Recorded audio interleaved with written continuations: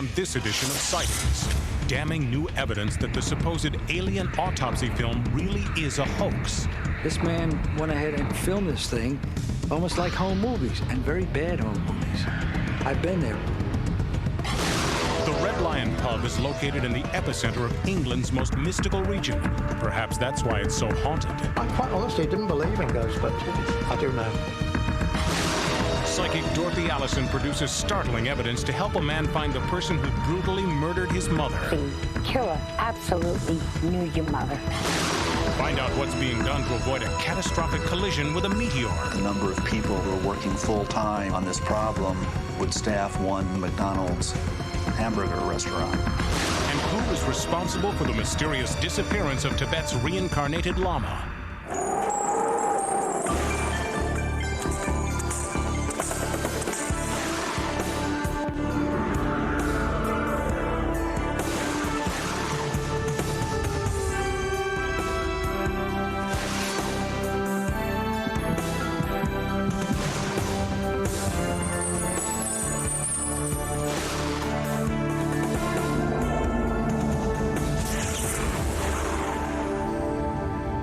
Welcome to Sightings. I'm Tim White.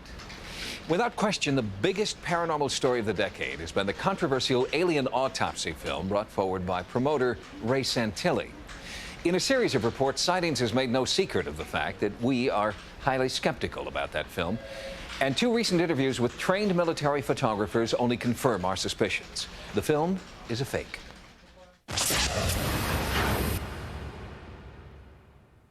Early in 1995, a small London video distribution company made a startling announcement to the international UFO community. Film footage of an alien being had been discovered, a creature allegedly recovered from Roswell, New Mexico, after the crash of a flying saucer.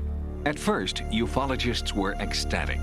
This finally was the proof they'd been looking for.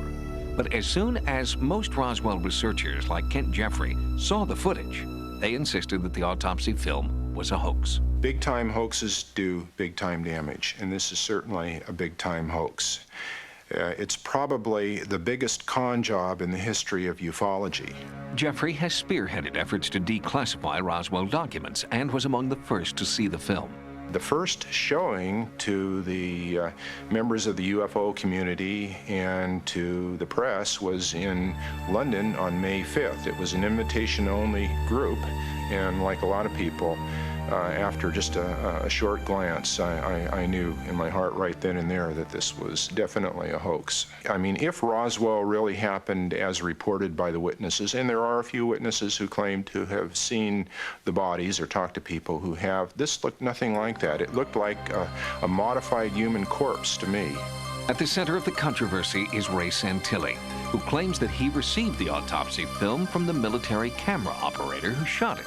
But Santilli has come under attack of late for making promises he just doesn't seem to be able to keep, including his claim that then President Harry Truman would be clearly visible on the film. Santilli told crop researcher Colin Andrews that that was the thing that convinced him, Santilli, that the film was authentic when he saw President Truman. According to Santilli, Truman's face was visible so clearly that when he spoke, if you were a lip reader, you'd be able to understand his words. But so far, no one, even remotely resembling President Truman, has been seen on the film. Does it bother you that people are calling you a con man? In this rare interview, Sightings correspondent Carla Wohl confronted Santilli and got a convoluted denial. You said that President Truman could be seen in the film viewing the autopsy. Now, I don't know, you know, if the event... Have you seen him on the film? No, but if the event occurred, as we believe it did, then, you know, quite a few people have kept quiet. But it is a discrepancy. Film technicians, special effects artists, and forensic scientists have all analyzed the footage. But perhaps the best experts are the men who have first-hand knowledge about military photography. They are an elite fraternity, the relative handful of camera operators who document every important move the military makes. World War II veteran Joe Longo is president of the International Combat Camera Association. Kent Jeffrey asked Longo to evaluate the autopsy film.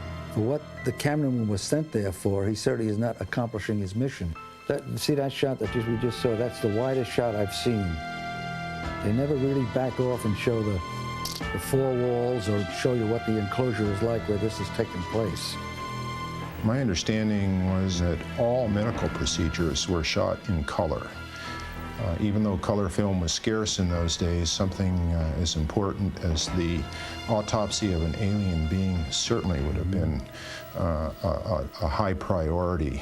Now, the thought of a cameraman covering something as important as an alien autopsy with a handheld 16mm camera with 3 lenses and a thing that you wind up, that's inconceivable.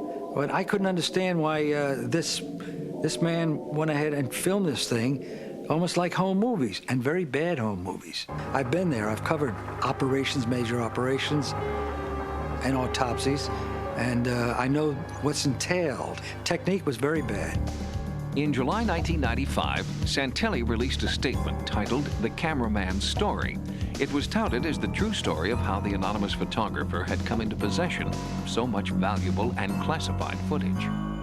That's an incredible story itself. He shot hundreds of canisters of film during the event itself.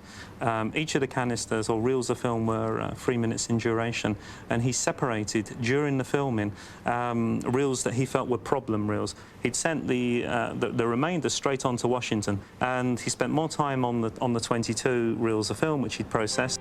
Incredible and impossible, says retired Lieutenant Colonel Dan McGovern, who has shot tens of thousands of feet of top-secret film, some of which remains classified.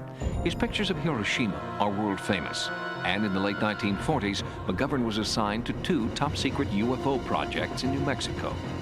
If this particular cameraman said that he did his own processing, that's a bullcrap, because cameraman shoots his film and turns it into the lab for processing. When it comes out of the lab, all of the frames that were pulled out and attached to the leader has to be accounted for.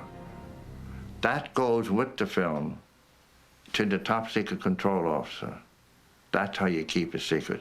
Not even that particular half a frame would get out of that particular lab. Once he'd got to the stage where he felt he could send them on, he called Washington and asked them to pick up the film, collect the film, and he tried on numerous occasions, but they just failed to do so. And then he said, "Oh my God, they never called for the film." Like, hello, yeah, I got 21. Would you come inside? Would you send somebody over to pick it up? Okay, yeah, I'll leave the key under the mat. No, I don't understand it. This is 21 rolls of important film. And while this film is virtually dirt and scratch-free, Longo says the film should show signs of damage and deterioration after so many years. If the film was 40 years old, 40-some-odd years old, black and white, even under ideal conditions, the film would be pretty badly beat up. It would have deteriorated. You'd see scratches, grain, a lot of splice marks, because the film being brittle, if you run it through any kind of a projector or a viewer, you're going to break it. Many of these concerns could be answered if the autopsy cameraman would come forward. So far, he has not. This guy's in his mid-80s. He's not interested in the subject. That's the first point. Secondly, he's got his family to consider, and his family are his only consideration. They're the only thing that he worries about. One of the reasons that Santilli has given for the cameraman wanting to remain anonymous is that he's afraid of getting in trouble because of breaking a security violation. Well, that makes no sense, because if this story were true, the military would certainly know who that cameraman was, and he would be in big trouble. His best protection would be to go public. And Santilli has failed to make good on his promise to provide frames of the original film for authentication. Kodak has been standing by since July 1995, waiting for the film. If they were given only 1 or 2 frames, they could adequately analyze this film and determine one way or another whether it is genuine 1945 film.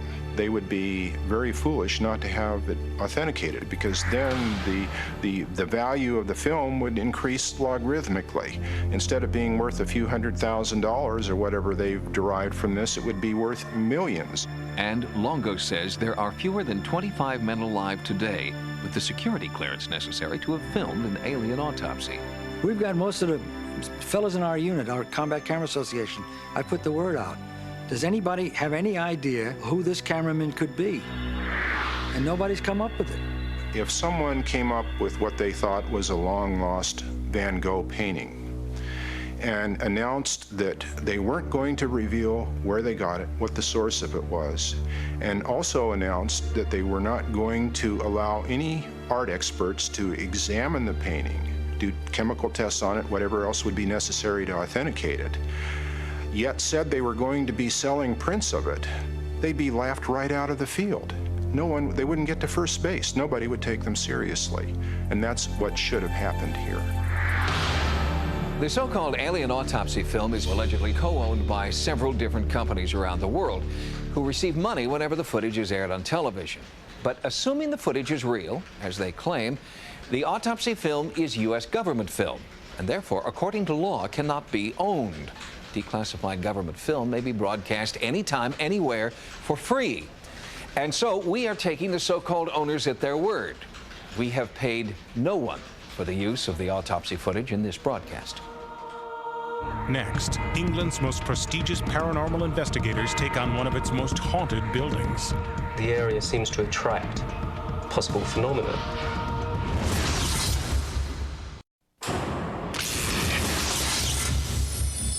Sightings has returned again and again to one particular place in southern England where strange things happen.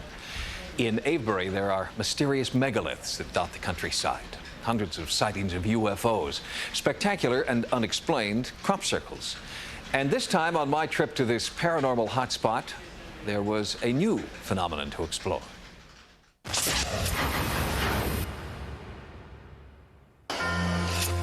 There were cremated remains buried here, but this is not a tomb.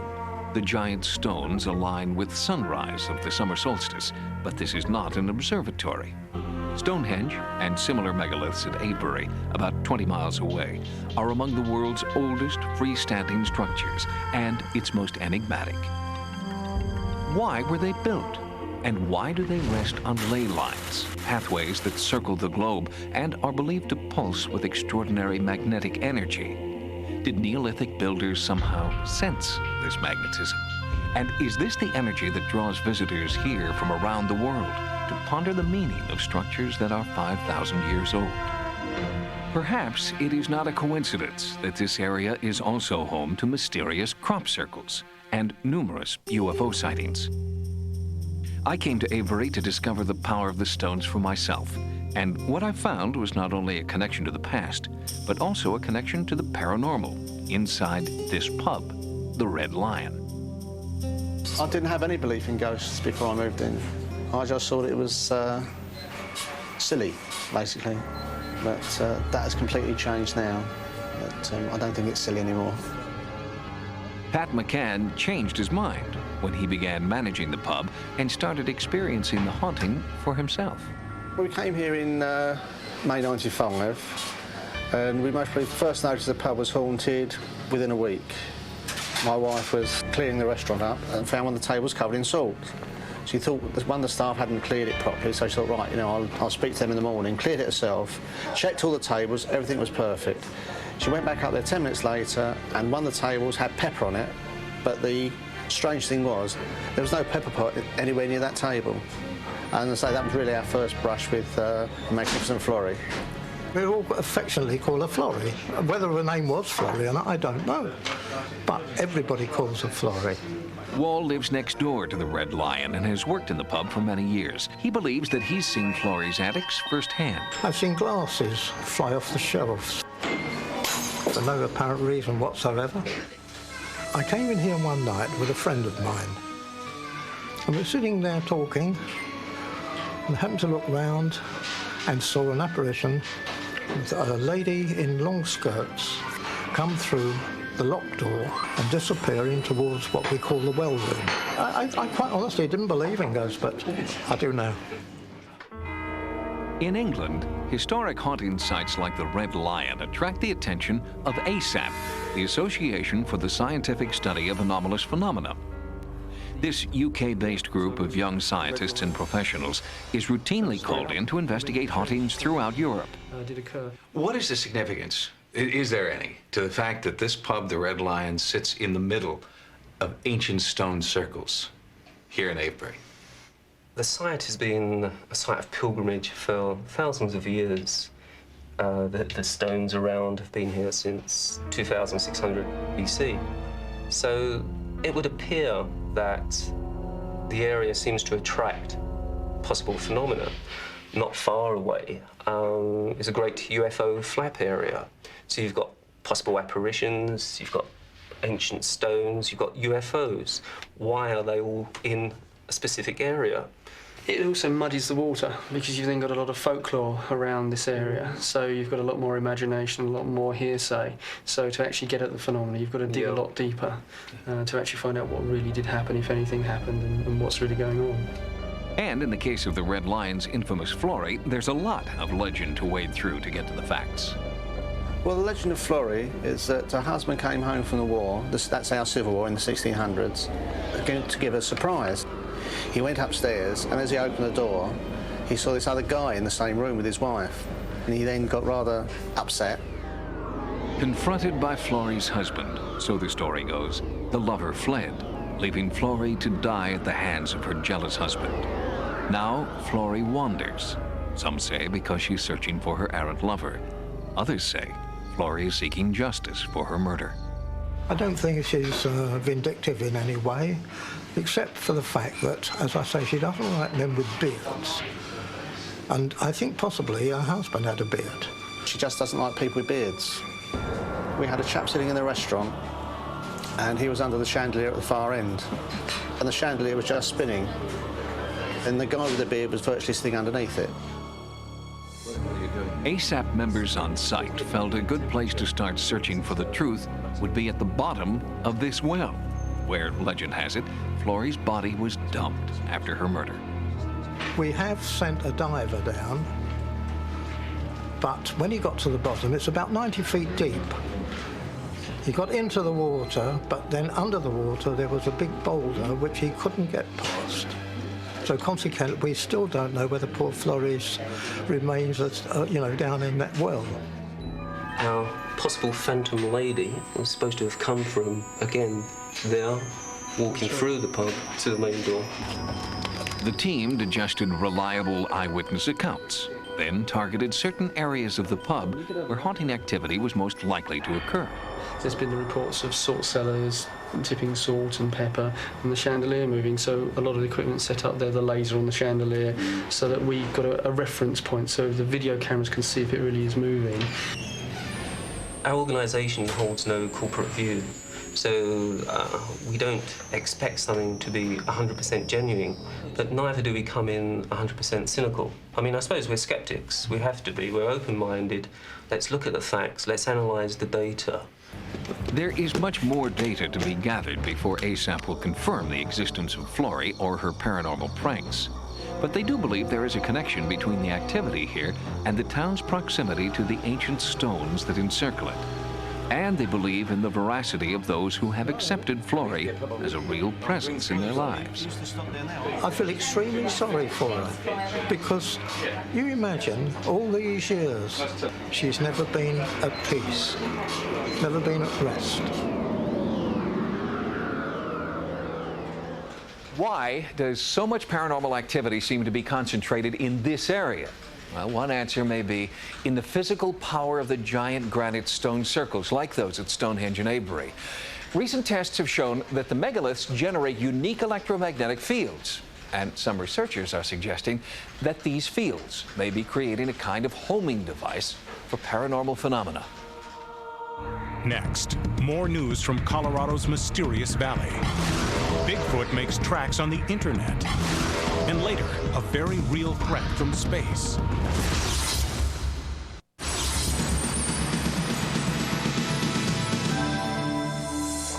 Here are some of the stories Sightings is following in the news.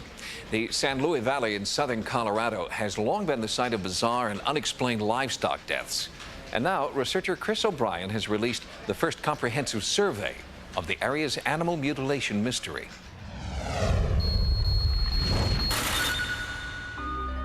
The San Luis Valley is 5,000 square miles of fertile pasture land, straddling the Colorado-New Mexico border. It's the largest, cleanest alpine meadow in the world. Not the kind of place you'd expect to find mutilated animals dotting the landscape. But ever since the bizarre death of a mayor named Lady in 1967, the valley has become famous for scenes like this.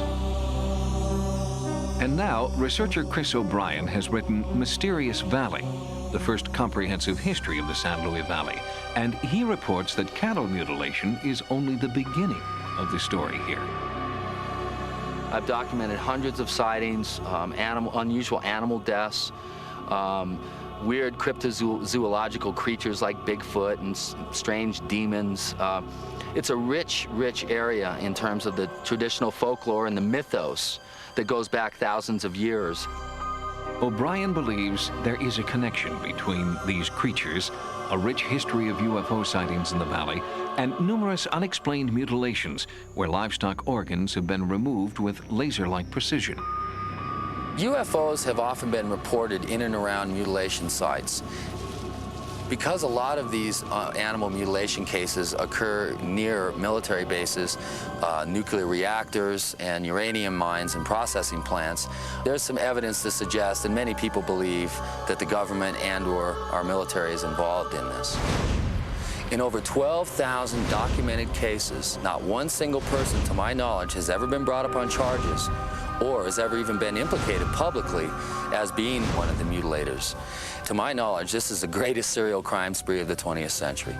A new sightings investigation in the San Luis Valley is now underway.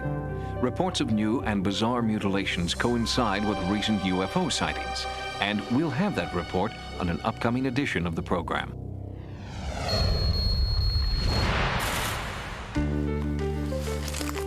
On the World Wide Web, Bigfoot researcher Matt Moneymaker is bringing the elusive creature out of the forest and into your computer.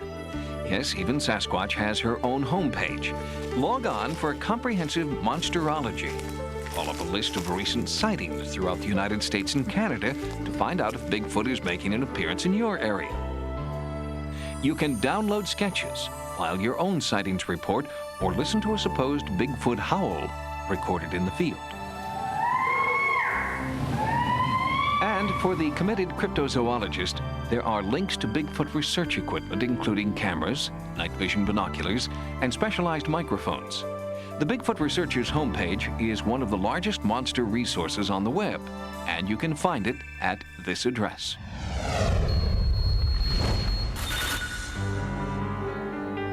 In Winnipeg, Canada, the results of Canada's first comprehensive UFO sightings survey have just been published, and the numbers strongly suggest that something's out there that no one can explain. Author Chris Rutkowski of Ufology Research of Manitoba compiled data provided by 14 researchers who spent a year gathering reports throughout Canada. In all, the group examined 1,000 reports covering a period of 5 years, with an in-depth analysis of 372 incidents reported between 1994 and 1995. The investigations compare factors like time of sighting, number of witnesses, color, and reflect an ongoing trend.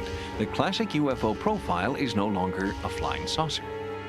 Rutkowski says that although his organization didn't have the resources available to the U.S. military during its Project Blue Book investigation, both groups reached roughly the same conclusion. Approximately 3% of all UFO sightings represent true unknowns. Currently, Rutkowski is launching an internet archive to catalog all Canadian sightings past and present. He hopes to publish a preliminary report later this year. We'll have more stories in the news next time. Now, here's what's coming up as Sightings continues. Whoever murdered Dolores Davis also has her son to deal with. It's been my mission in life to either assist or personally take down the person who killed my mother. Now, psychic Dorothy Allison brings the power of the paranormal to the search.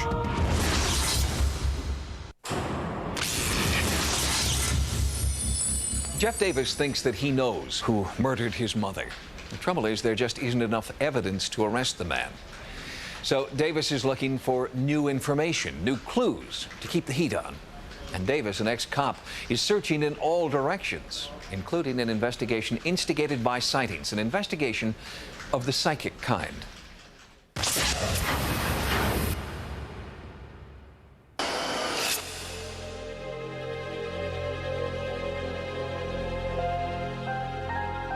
When Dolores Davis asked her son what he wanted to be when he grew up, Jeff Davis never said, "The man who finds your murderer, Mom." It's the ultimate defamation of somebody's humanity when you think about it.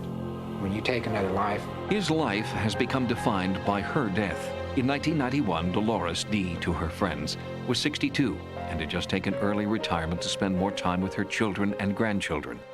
Dee was liked by everyone. She was a very sweet, lovable lady. Nancy and Dolores worked together for over 13 years. Quiet, but she had a really funny sense of humor, and she was just a good friend to everyone. On January 18th, 1991, Dolores disappeared from her home in Wichita, Kansas. Her son found this scene: a brick thrown through the sliding glass door, the phone lines cut, Dolores's car still in the driveway. 2 weeks later, her body was discovered under a bridge. Lieutenant Greg Schauner is assigned to the unsolved case. She was found under a bridge in a rural area of the county, approximately 11 miles from her home, and she had been bound with pantyhose and strangled. Near the body was found a Mardi Gras type mask. 5 years is a long time to wait for an answer. And every day that ticks by is one more day of pain and anger for a grieving son, a son who vows that justice will be his. For the last 5 years, 8 months, and 3 weeks and a few days, it's been my mission in life to either assist or personally take down the person who killed my mother. Jeff hired a private investigator, offered a $10,000 reward, and even wrote a book about his personal struggle with his mother's murder. But none of these efforts have brought him any closer to an arrest. Now it's time to begin a new phase of the investigation. But before that can happen, Jeff needs to confront one more demon: the mask left behind at the scene of the crime. That was a mask that was found next to your mother's body.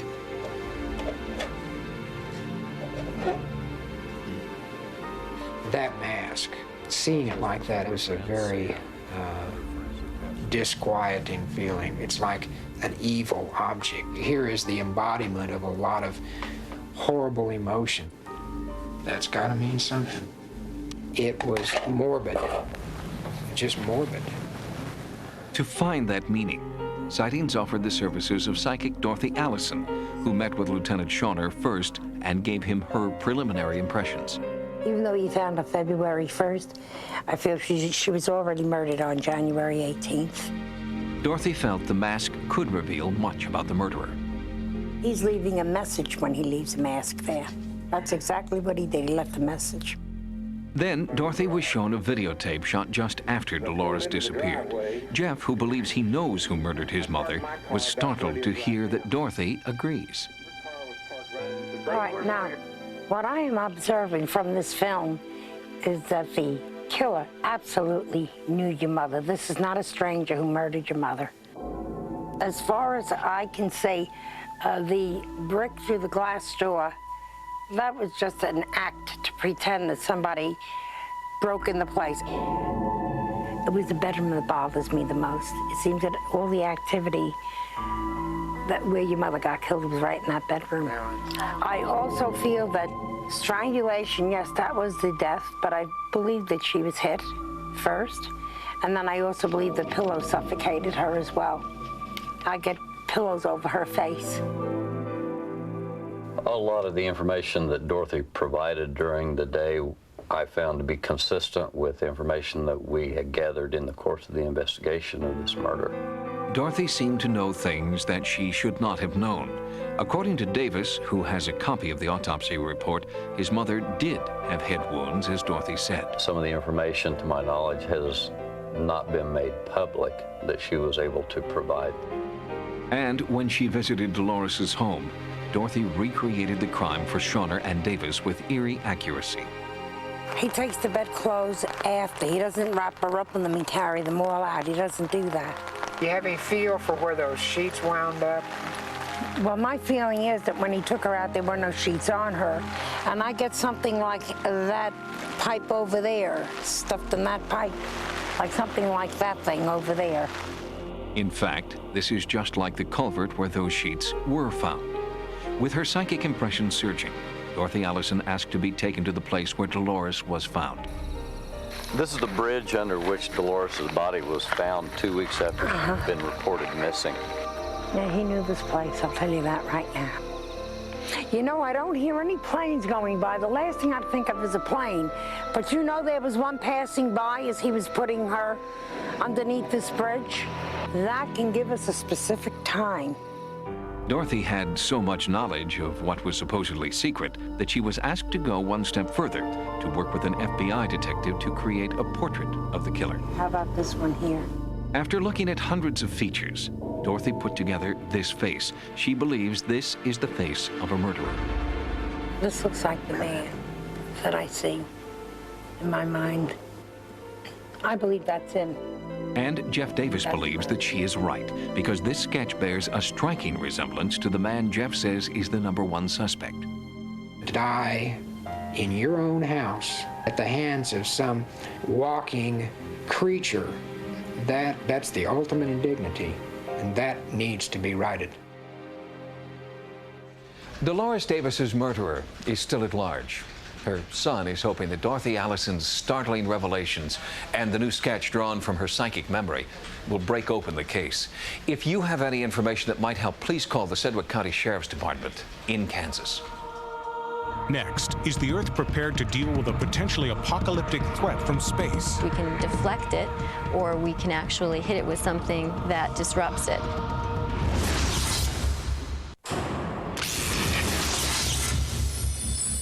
Every day, thousands of chunks of extraterrestrial debris flash across the sky and burn up in our atmosphere, then fall to Earth. This rain of cosmic dust, 10,000 pounds of it every year, does no damage. But every million years or so, an enormous meteorite makes its way to Earth with the potential to obliterate an entire species, like the dinosaurs, or a civilization or two. When will it happen next? Well, the only thing science can say is maybe 50,000 years from now, or 100 years from now, or maybe tomorrow.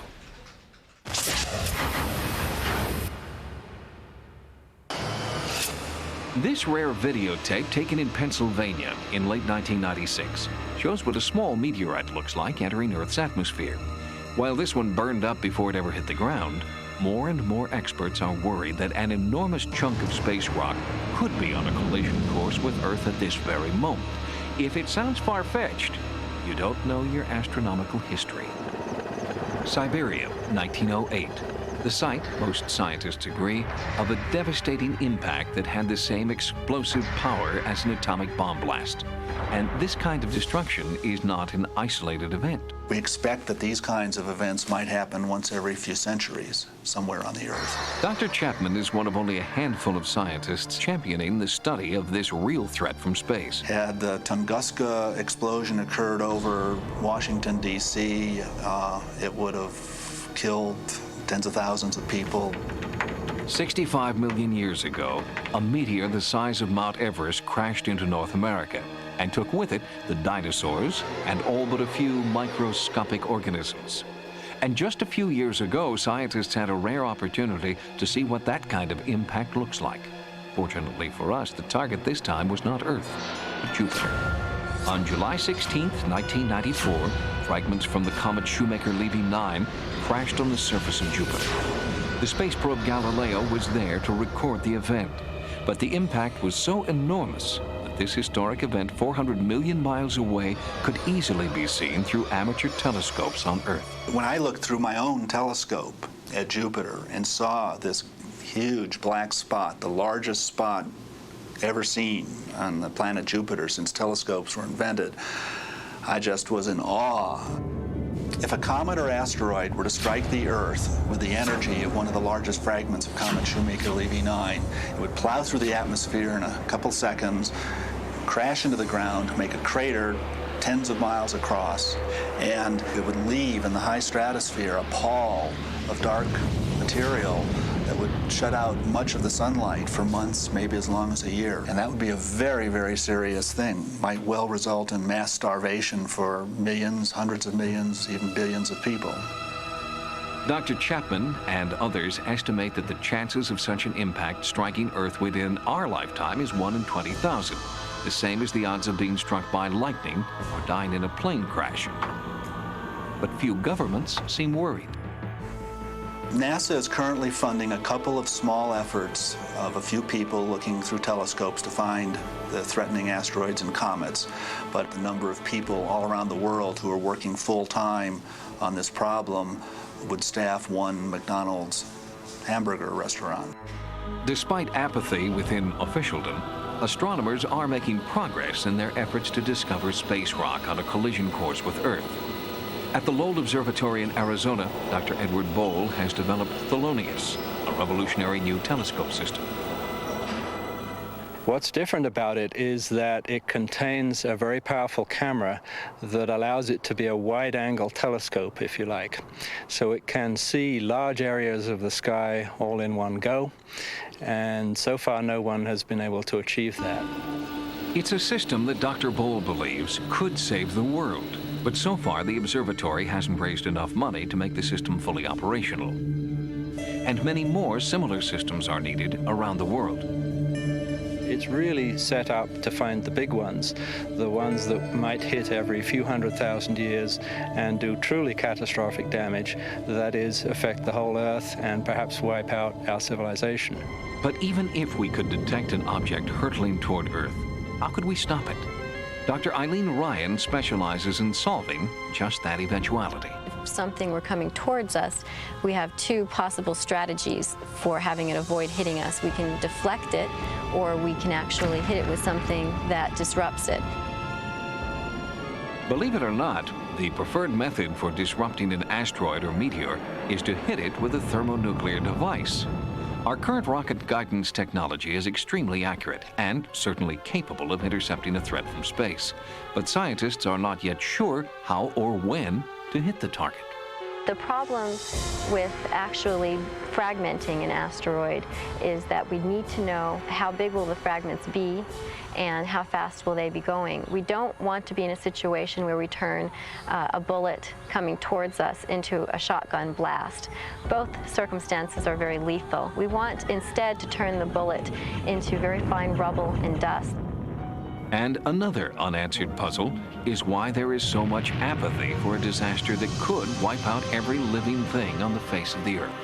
There are a lot of catastrophic events that we can't do anything about. We can't do anything about a hurricane, or we can't stop an earthquake, but we can stop or do something about an asteroid impact. So it is a little bit frustrating. The probability is low that anyone's going to die tomorrow, but it will happen someday. The largest meteorite known to have survived its landing on the Earth is the 60-ton Hobo West. Its crash site is a national monument in Namibia. A little closer to home is the world's largest intact meteor crater, the Caña Diablo crater, 40 miles east of Flagstaff, Arizona.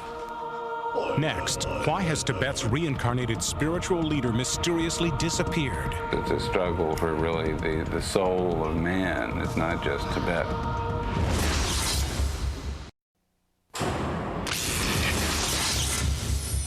Recently on Sightings, we reported on the Chinese government's public acknowledgement of reincarnation by their decision to choose the reincarnated soul of Tibet's Panchen Lama.